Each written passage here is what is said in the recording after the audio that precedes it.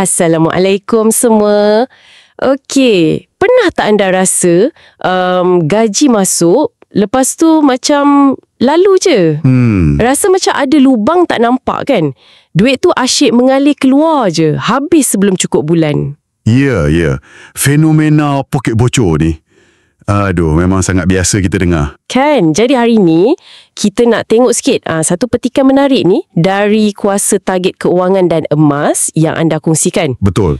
Misi kita nak cuba faham lah kenapa duit kita ni selalu sangat bocor dan macam mana satu langkah mudah yang dicadangkan ni mungkin boleh ubah keadaan. Okey, jom kita tengok.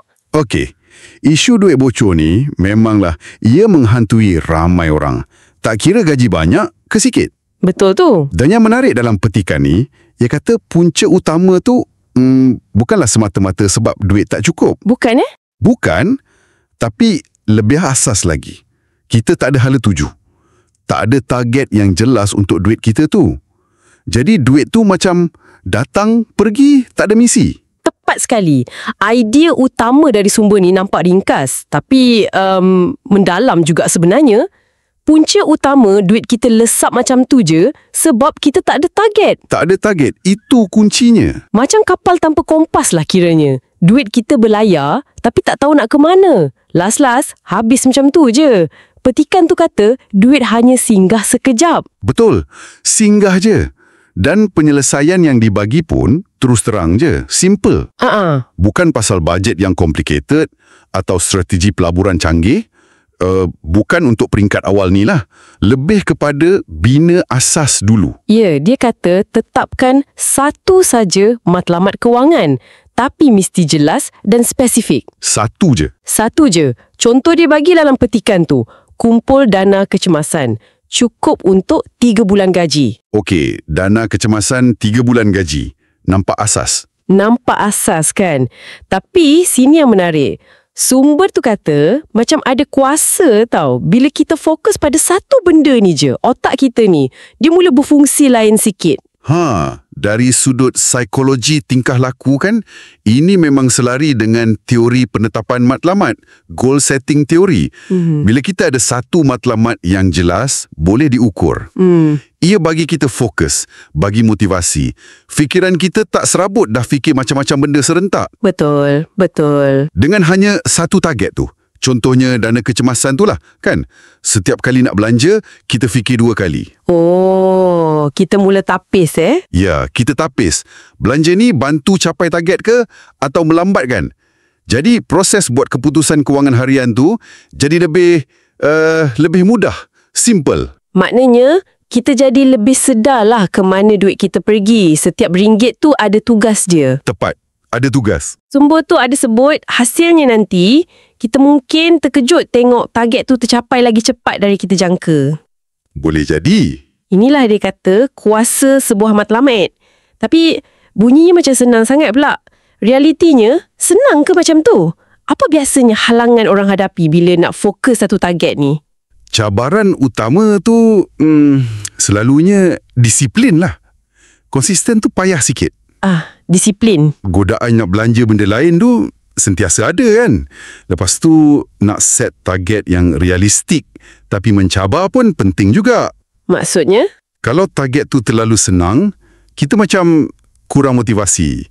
Kalau terlalu susah pula, boleh rasa putus asa cepat. Kena cari yang ngam-ngam. Okey, faham. Kena seimbang lah ya. Betul. Dan menarik juga kalau kita tengok sikit konteks penulis petikan ni, Taufik Musa. Dia kata dia penyimpan emas public gold, belajar dari mentor dia, Tuan Muhammad Zulkifli Syafi. Itu konteks yang menarik tu. Kenapa agaknya ya?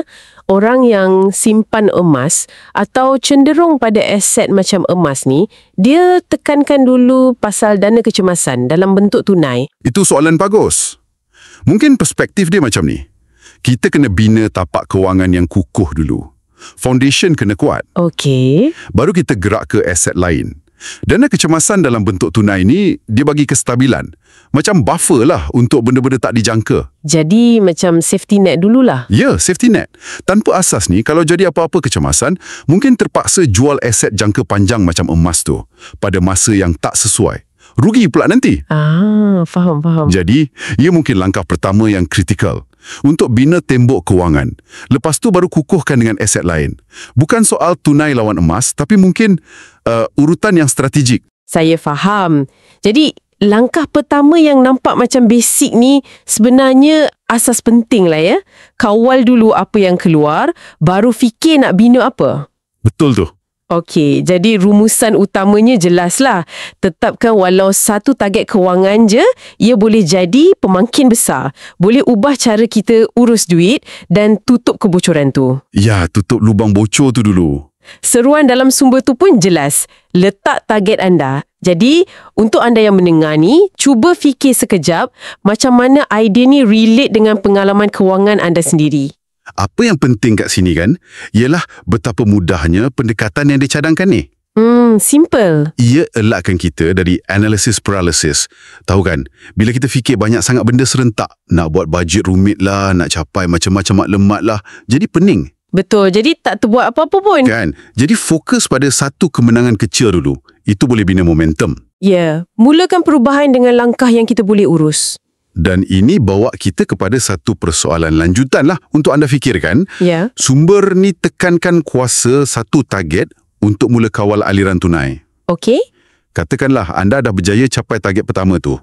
Dana kecemasan 3 bulan gaji dah ada. Okey, bagus. Alhamdulillah. Lepas tu? Persoalan seterusnya, macam mana pula kita nak susun target-target kewangan lepas ni? Nak utamakan yang mana? Langsaikan hutang dulu ke? Atau mula melabur? Atau mungkin mula kumpul aset macam emas, macam yang penulis sumber ni minat? Banyak pilihan tu. Jadi, macam mana nak bina satu strategi kewangan jangka panjang yang berlapis-lapis? Lepas kebocoran awal tu dah berjaya kita atasi. Itu persoalan untuk renungan anda seterusnya.